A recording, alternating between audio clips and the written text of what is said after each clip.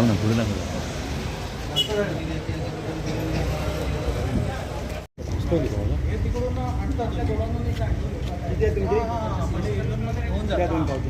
अशी पण सुविधा आहे. हां, ही गाड्या पण आपल्याला गाड्या किती आहेत माझ्या आता 38 गाड्या हे घ्या.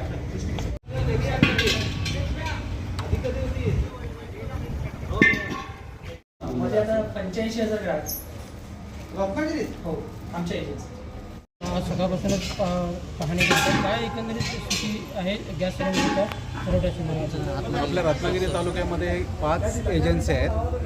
घरगुती गॅस किंवा कमर्शियल गॅस पुरवठा करणाऱ्या 5 एजन्सी आहेत आणि जवळपास आपल्या रत्नागिरी तालुक्यामध्ये 1.5-2 लाख ग्राहक आहेत. आज आपण इथं शांतादुर्गा ही गॅस एजन्सी आहे तिथं आलेलो आहोत. त्यांच्या आपल्या तालुक्यासाठी जवळपास 75,000 ग्राहक आहेत घरगुती आणि 2,000 कमर्शियल त्यांचे कनेक्शन आहेत. इथं आता गर्दी झालेली दिसते परंतु एकंदरीत परिस्थिती पाहता शांतपणे वाटप चालू आहे. सध्या तरी आपल्या ह्याच्यामध्ये कुठली घरगुती गॅसची टंचाई दिसत नाही. कमर्शियल मात्र बंद केलेलं आहे. सूचना काय दिल्यात तुम्ही? इथं जिथं मी जातो आहे तेथे कुठल्याही प्रकारचा गैरप्रकार होता कामा नये.